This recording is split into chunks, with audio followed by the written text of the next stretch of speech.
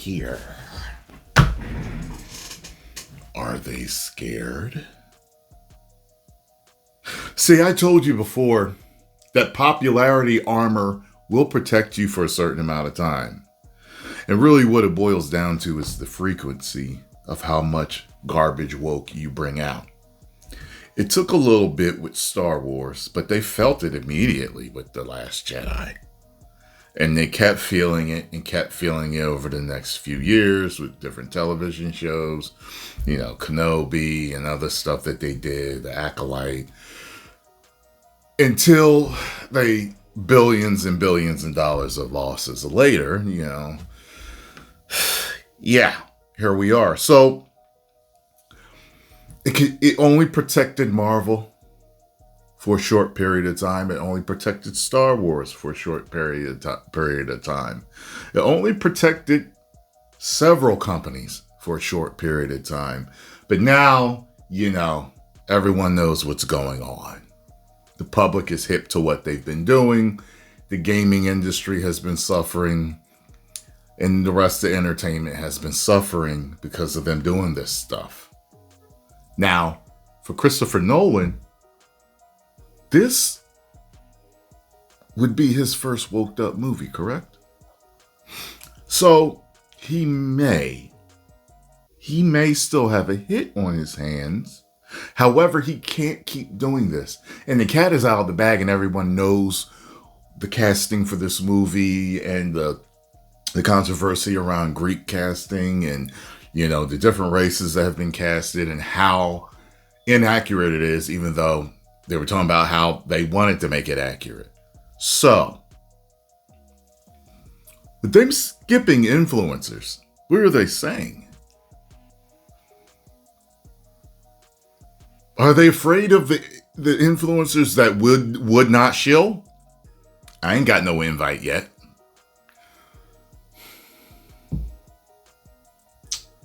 Because there are plenty of influencers that won't shill. But I know there are several that will. That rhymed. I hate to play H-Game bars. Album dropping next week. This is all very interesting to me. Let's check this out, shall we? Coming from someone as reputable, a column as reputable as Variety, The Hollywood Reporter.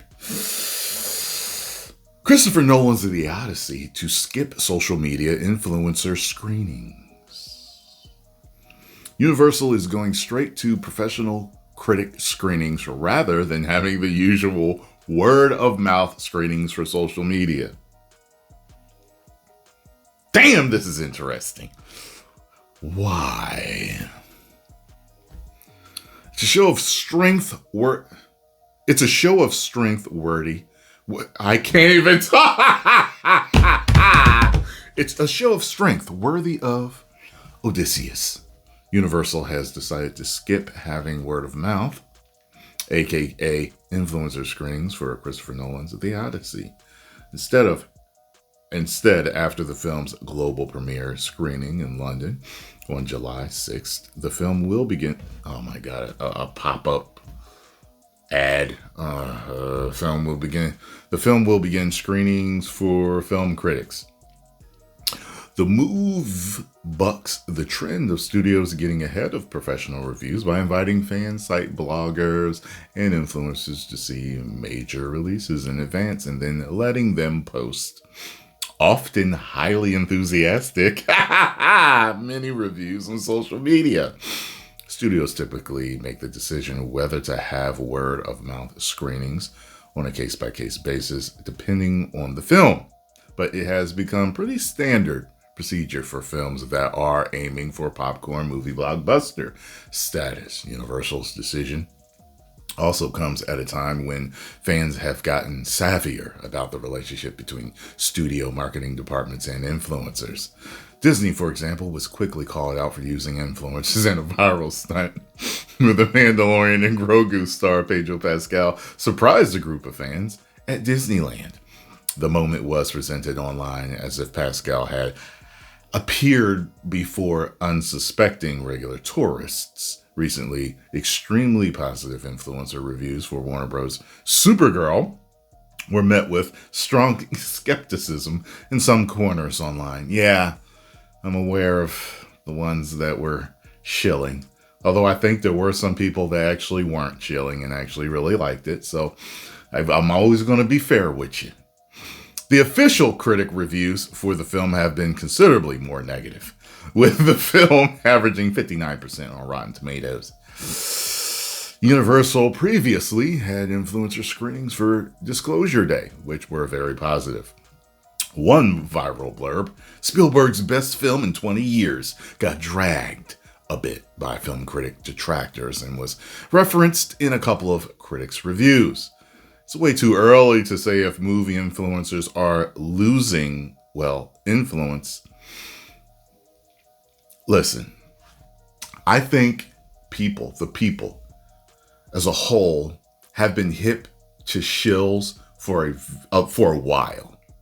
Especially what showed their true colors was from 2019 on, when they started woking everything up and you could tell which guys were being fake. You knew which people were stabbing other influencers in the back, other YouTubers in the back, other people just doing their thing and being honest. Others were dogpiling and going along with the slanders and the lies that were put out by certain actors or directors or companies to I guess, discredit the people that were being honest about their opinions, and just like the entertainment was sucking. Okay, they were diving into politics way too far.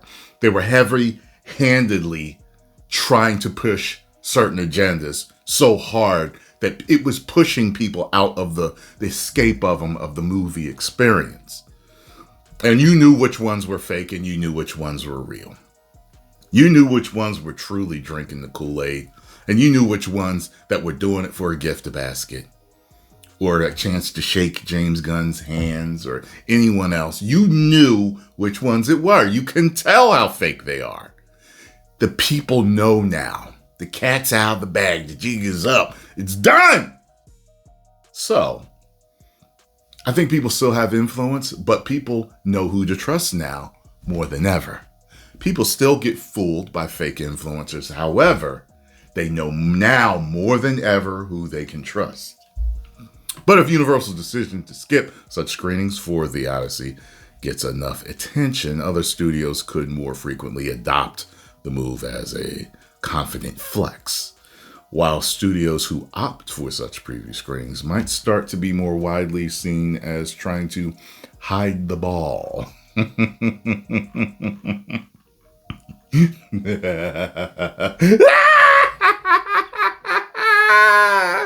This is all so funny.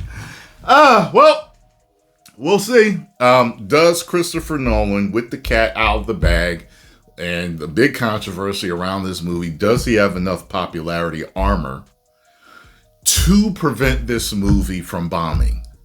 I say it's a possibility that he absolutely does, because this would be his first fully woked up film. However, if word has traveled enough, no, absolutely not. It will either only make a little money or it will bomb. But like I said, he may have enough, but he can't. If he does this and it underperforms, just underperforming to us and then just underperforming to the studio heads, which can be different numbers. But if it underperforms, is he willing to do it again? Now, we've seen some directors and some actors and producers and studios double down, triple down, quadruple down, and keep going. Okay. Good luck with that. 10 million subscribers. Woo!